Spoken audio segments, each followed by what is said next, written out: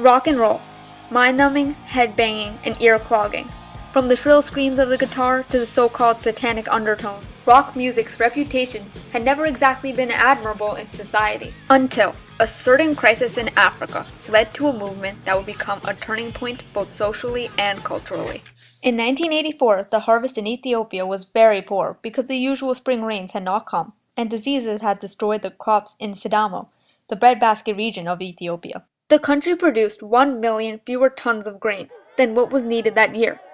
By the summer, tens of thousands of Ethiopians were dying of starvation and related illness, and it was estimated that 6 million people were at risk. By October, 8 million people were in danger of starvation, and the death toll was estimated to be about 200,000. The scale of the disaster was evident by mid-1984, but it was the BBC television news reports of Michael Burke and cameraman Mohammed Amin, broadcasted on October 23rd and 24th of 1984, that galvanized a huge international response. This place, say workers here, is the closest thing to hell on earth. Foreign monetary aid came in 1985 along with global awareness of the famine, due to a revolutionary event in philanthropy and music. In the 80s, rock stars were exalted to the brink of idolatry. Their presence in popular culture and media was undeniable, as well as inescapable. During the famine, however, they were determined to share the screen with struggling Ethiopians. Burke's coverage struck a chord with vocalist Bob Geldof of the Boomtown Rats. I was just watching that Ethiopian thing. I think this is gross after coming out after seeing that. Oh, yeah. I'm serious. Geldof and Midge Ure, a fellow musician, wrote an original song entitled Do They Know It's Christmas? The song was recorded on November 25, 1984, by a group of almost 40 of the UK and Ireland's most beloved rock stars, known collectively as Band Aid. All of the artists you could mention were suddenly involved, all of the record companies.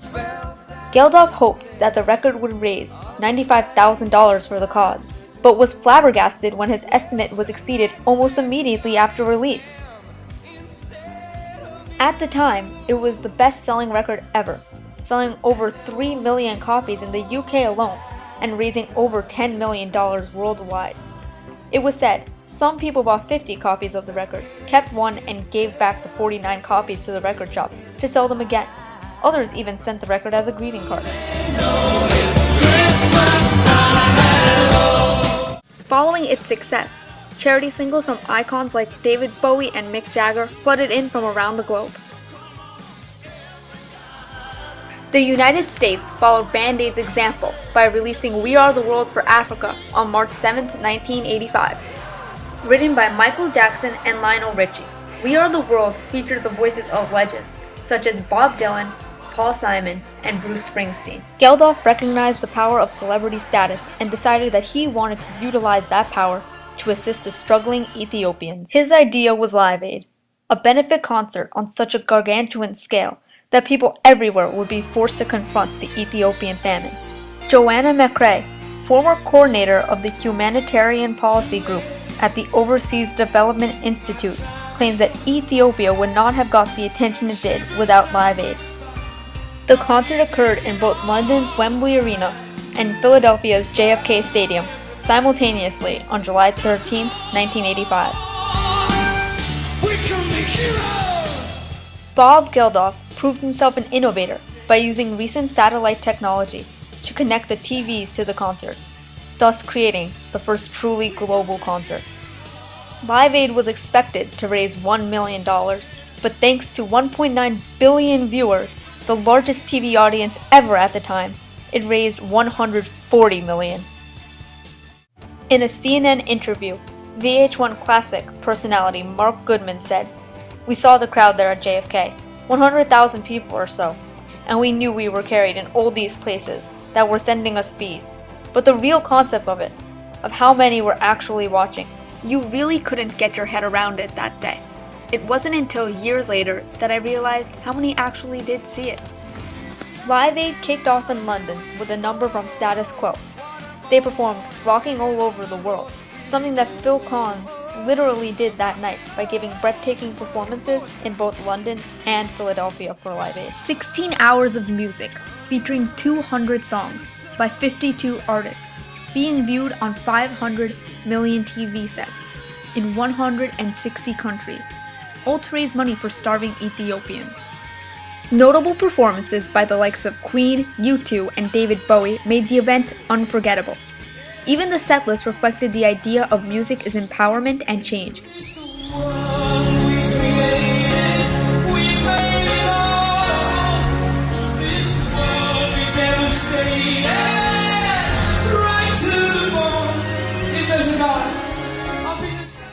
But the cause that brought these acts together was not lost on the artists, nor on the audience. The direness of Ethiopia's plight was made even more obvious by a music video put together especially for the concert. Set to Drive by the Cars, the video consisted of horrifying images from the famine. Live Aid later proved to still be relevant in the 21st century. In 2005, around 20 years after its predecessor, Live 8 was held.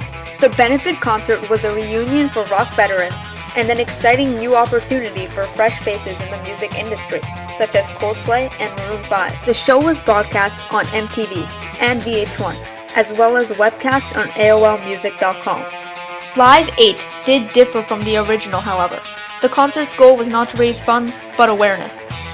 The G8 Economic Summit was quickly approaching, and Live 8's organizers aimed to pressure the leaders of the world to approve billions of dollars in aid and debt relief for poverty-ravaged Africa. See this little girl? She had 10 minutes to live 20 years ago. And because we did a concert in this city and in Philadelphia, and all of you came and some of you weren't born because we did that, last week she did her agricultural exams in the school she goes to in the northern Ethiopian highlands. Don't let them tell us that this doesn't work. The public figures took advantage of their time on stage to acknowledge the cause they were supporting.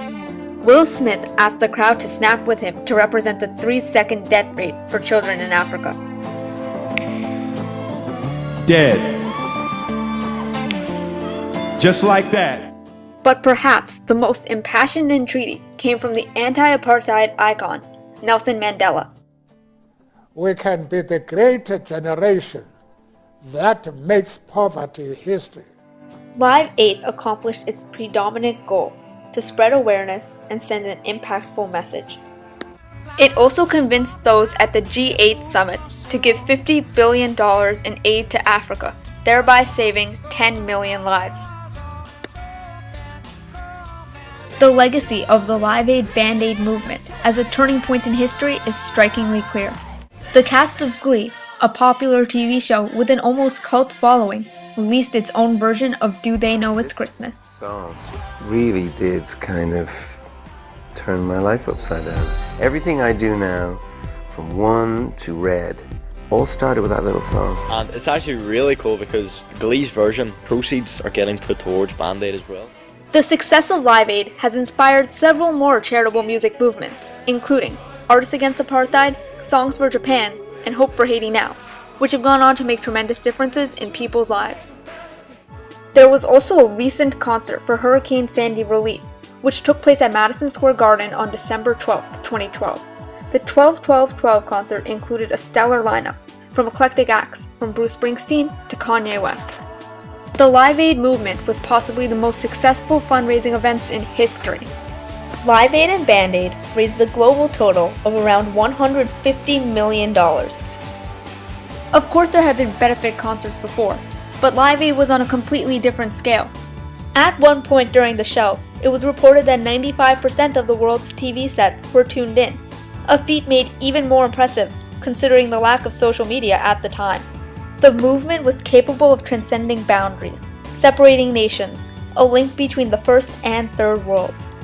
The Band-Aid Charitable Trust has since funded several projects, including the Food for Work venture, designed to educate Africans on farming and to prevent food shortages from happening again. The trust has also helped build much-needed schools and hospitals in Ethiopia.